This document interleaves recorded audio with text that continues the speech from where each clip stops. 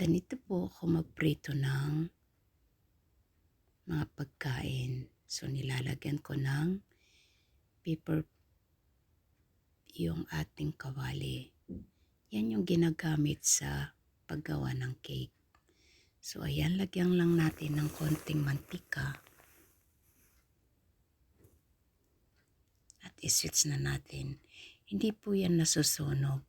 At siguradong malinis ang inyong kawali kahit na anong iprito ninyo, para bawas trabaho at maging mamantika yung ating kawali. So ganito po ang aking ginagawa.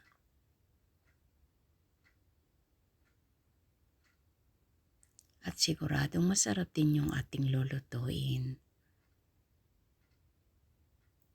Simpleng prito lang ito.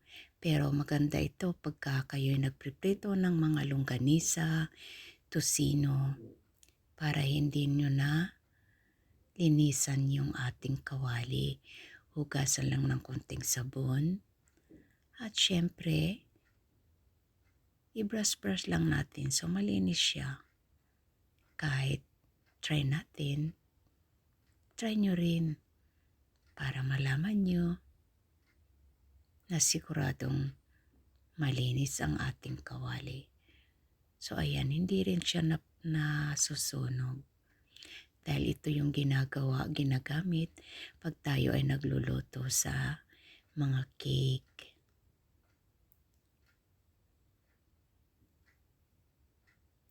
Parchment ang tawag yata dito, di ba? Paper parchment. So thank you po sa inyong lahat at maraming salamat sa inyong panonood palagi. Mag-ingat po palagi and God bless. At sana nag-enjoy po kayo sa aking video ngayon na pinakita po sa inyo. So ito na, malapit nang maluto yung ating pinrito.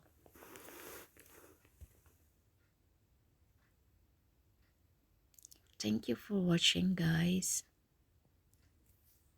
So kain na po tayo. So ayan, tingnan nyo yung ating kawali. Ganyan siya.